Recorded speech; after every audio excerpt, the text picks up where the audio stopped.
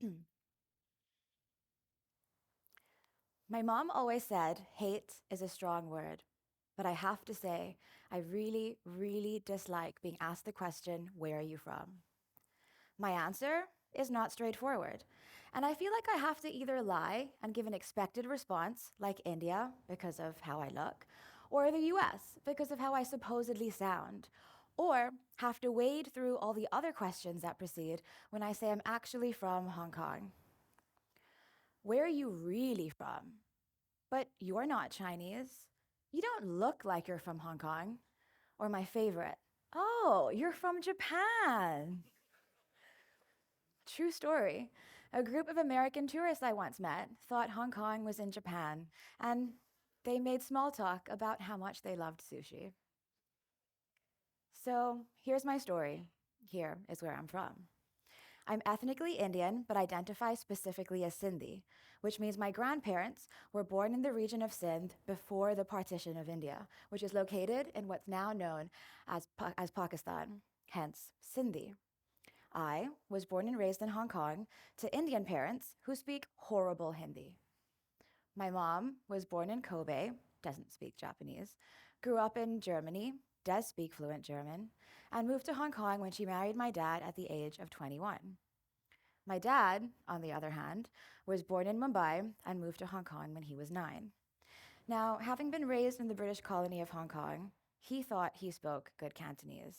That wasn't really true. As a clothing merchant, he traveled back and forth between Hong Kong and the US, and he even passed his US passport down to me. Do I identify as American? Absolutely not. But that's the box I tick whenever I travel. And I was lucky growing up. We were able to travel across Asia, to the US, but never to India, a byproduct of the partition, I guess.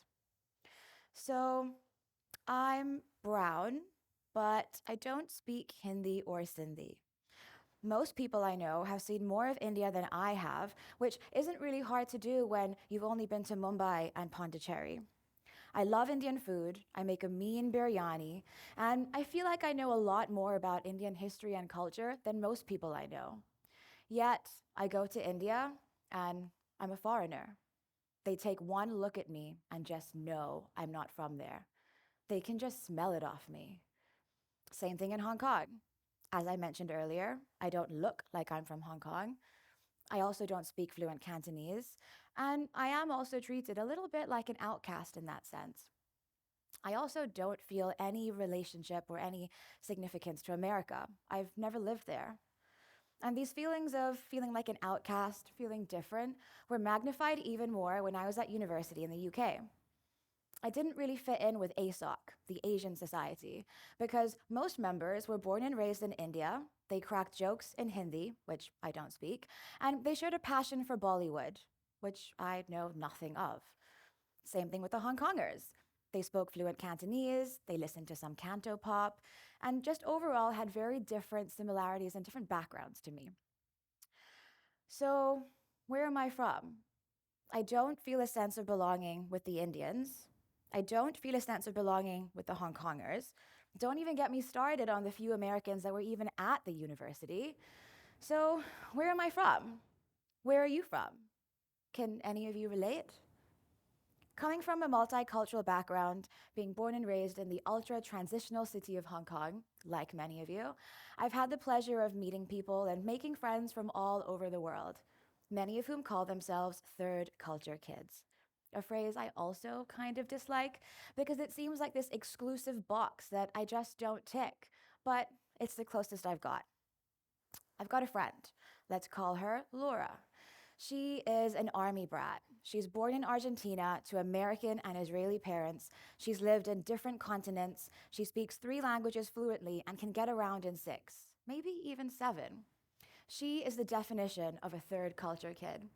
Someone who was raised in a culture other than their parents or the culture of their country of nationality, and has also lived in a different environment during a significant part of their child development years. That's not me. I've also never felt cultured enough or international enough to really tick this box. In fact, even BuzzFeed thought so. They published an article titled 31 Signs You're a Third Culture Kid. I had maybe 10 if pushing it. Now, I know I'm not a third culture kid, but I do think there's another category a few of us Hong Kongers in the room might relate to. I'm coining a new phrase. It's called the 2.5 culture kid. We're the ones who speak one or two languages fluently, but can get around in quite a few. We've grown up in a globalized Hong Kong or any other metropolitan city. We've been to international schools. We've been exposed to a myriad of cultures, religions, languages, foods.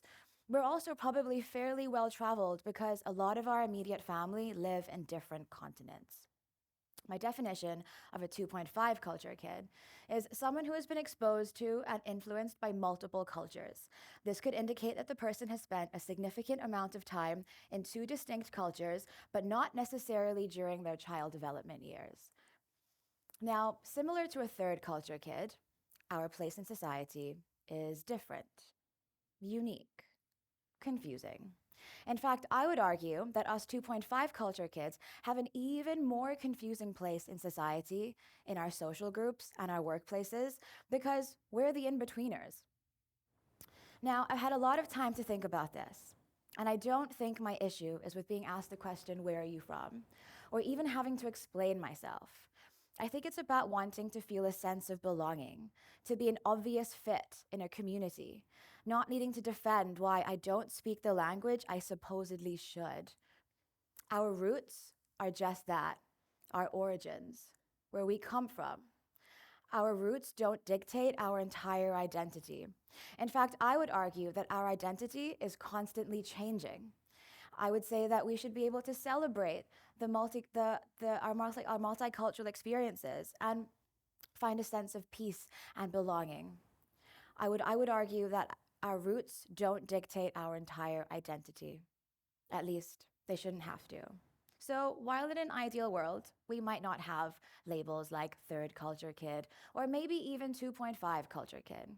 But for now, I think it serves a purpose. And it serves a purpose for me.